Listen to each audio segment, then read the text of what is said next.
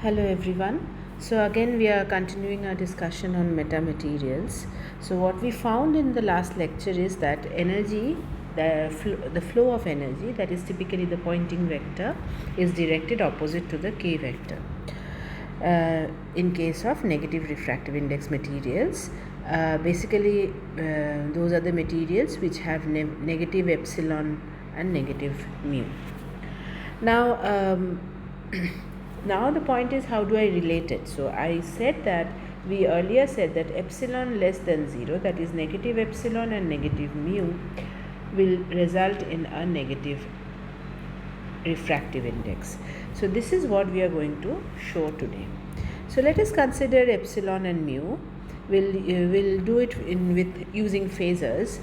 So a complex number, epsilon and mu both are complex, so they can be written as epsilon 1 plus I epsilon 2. So this is the real and the imaginary part, and mu can also be written in the same form. Now let's say we draw a space, the complex plane, where the horizontal axis represents epsilon 1 or mu 1 and the vertical is epsilon 2 mu 2.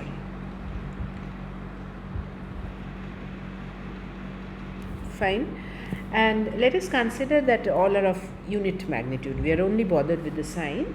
So consider a circle of unit radius. So any value of epsilon and mu will fall on this circle. Now let's say if epsilon and let's say we consider first the epsilon term. Okay, so in all these cases, when I'm talking that epsilon is negative, mu is negative, I mean the real part of epsilon or mu.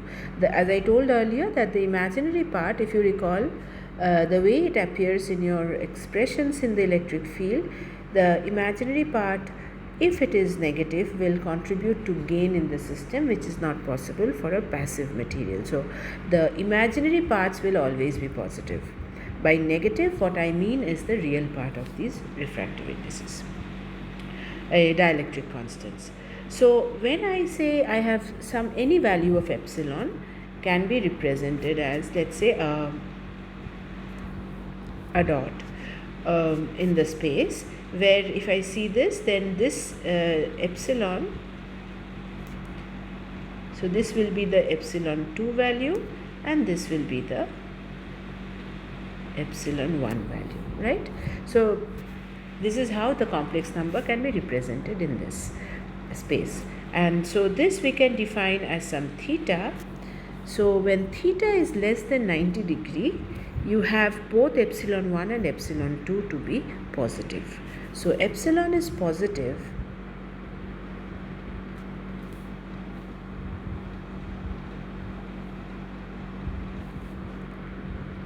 when theta is less than or equal to pi by 2. Fine. So it has to fall in the first quadrant. The other way is if theta is greater than pi by 2, so you have epsilon somewhere here, immediately one can see that in that case epsilon 1 becomes negative while epsilon 2 is still positive when theta is, I would rather say, theta lies between pi and pi by 2. Okay, so when I told you that epsilon 2 will always be positive, so the only values that epsilon can take would be in the upper half of the sphere of the circle, where epsilon 1 can either be positive when it falls on the first quadrant or it can be negative in the second. In both these cases, so theta's maximum value can be pi. A similar argument also falls for the mu, and so we can again say, so we can define mu. Let's say we give another different color. So if mu has a certain value, this angle we call it phi now, and so you have certain mu 1 and mu 2. So when so same thing with phi will also be between 0 to pi. Now for so far, in the earlier lectures we have seen that how do I define refractive index?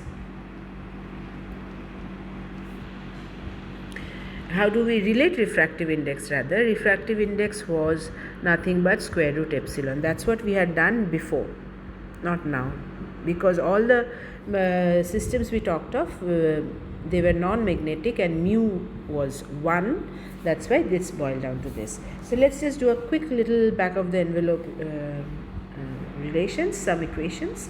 So I mean, refractive index is nothing but the ratio of the velocity of the field in vacuum to space. So it's C by V, right? Now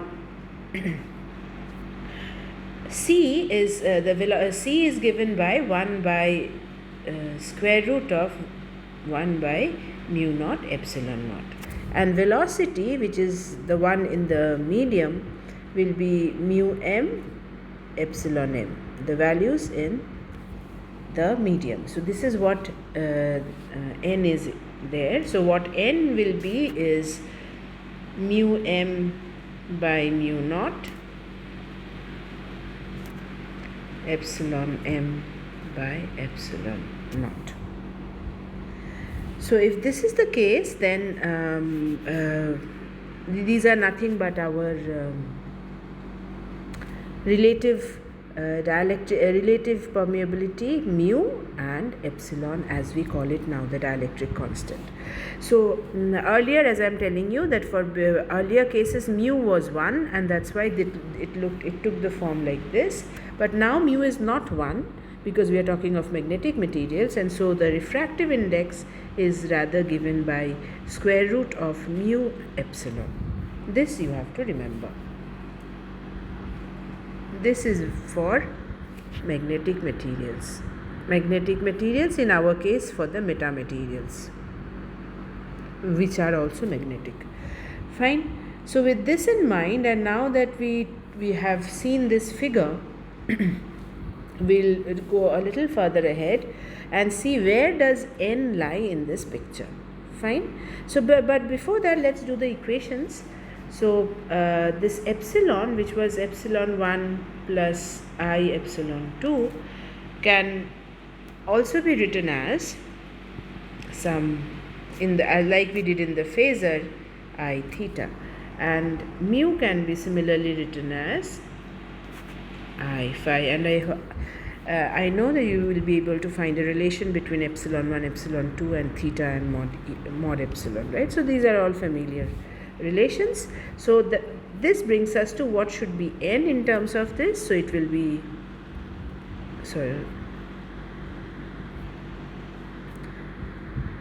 exponential. So we write it in this fashion: theta plus phi by 2, right? So this is the form of refractive index. So when we plot this n in the same figure, just like earlier, epsilon 1 mu 1, epsilon 2 mu 2, and now we also put n2 and n1. In that situation, think of it. So if epsilon is somewhere here and mu is somewhere here, then n, because it's a so this is basically your phi and this is your theta, so n will be theta plus phi by 2, that will be the phase of n, so it should be somewhere here. So this would be your theta plus phi by 2. And if it falls in the first quadrant, of course, then n is positive. Now let's say if we make epsilon very negative. Okay, let's do that. I think that helps. So let's see how it works. So instead of having these values, we make epsilon very negative. Means what? What would this value mean? That epsilon 1 is negative, epsilon 2 is very small. So that is like very small absorption. This is my epsilon, and then If I make mu also negative, let's say it lies in this quadrant, so this is the mu, then what happens to n? N falls in the second quadrant for sure. So this angle would be theta plus phi by 2. So now you can see why we needed mu, because because n the phase of n is theta plus phi by 2. Now if mu is 1, so phi will be 0, then the phase is theta by 2, and the maximum value of theta is pi, so the phase of n, the maximum value of phase of n would be pi by 2. So it will never fall in the negative quadrant, so on the left hand side. So to have n in this quadrant, you need some finite mu, and that tells me that the material has to be magnetic. Fine. So now what we conclude from this portion of the lecture is that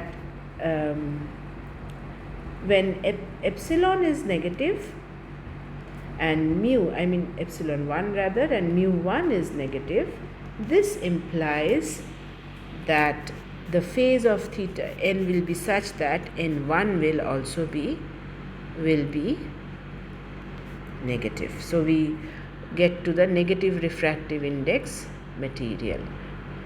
So to have metamaterials, the criteria is both the epsilon and the mu should be negative. So there's a little further to this, which is very common to us. We all know about Snell's law. So now we see, if now refractive index is negative, what happens? So Snell's law tells us that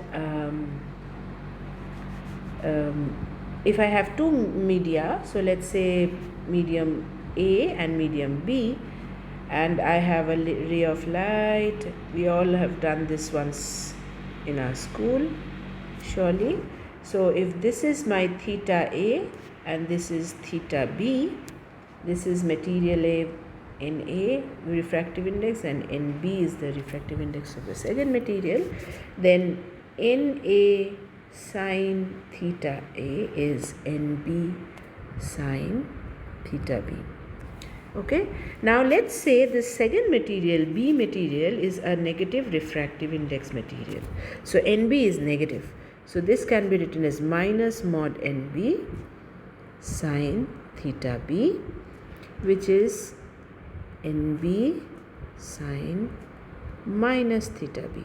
So it's like the same Snell's relation with theta B to be negative. So when we move to a negative refractive index material,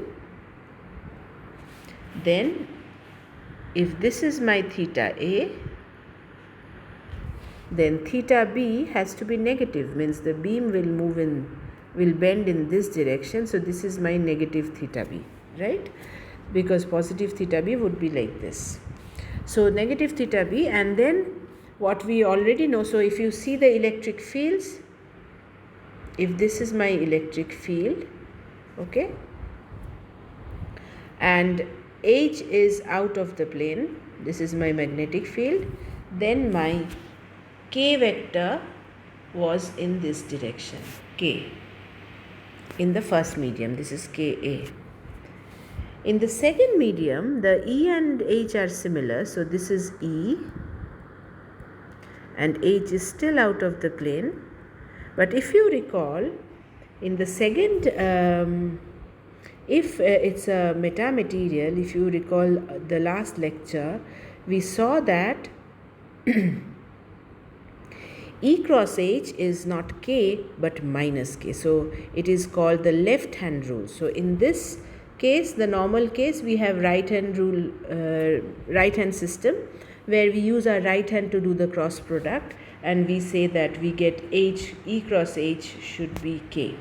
This is what I mean is proportional to K. So it's in the direction of K, right? So this is what we have for regular material.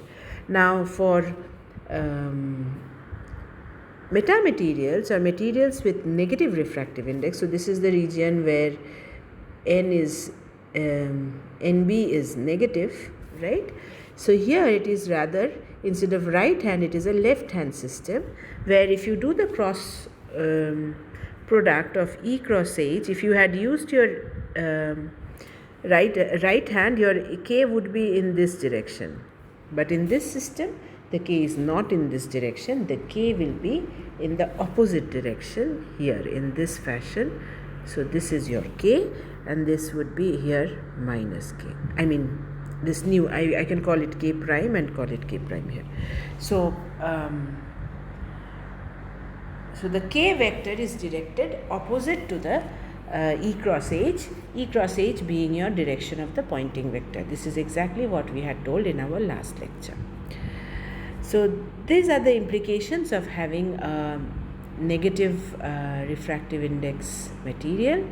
So again, just for a quick recap, negative refractive index means negative epsilon and negative mu. These are the metamaterials we are talking of.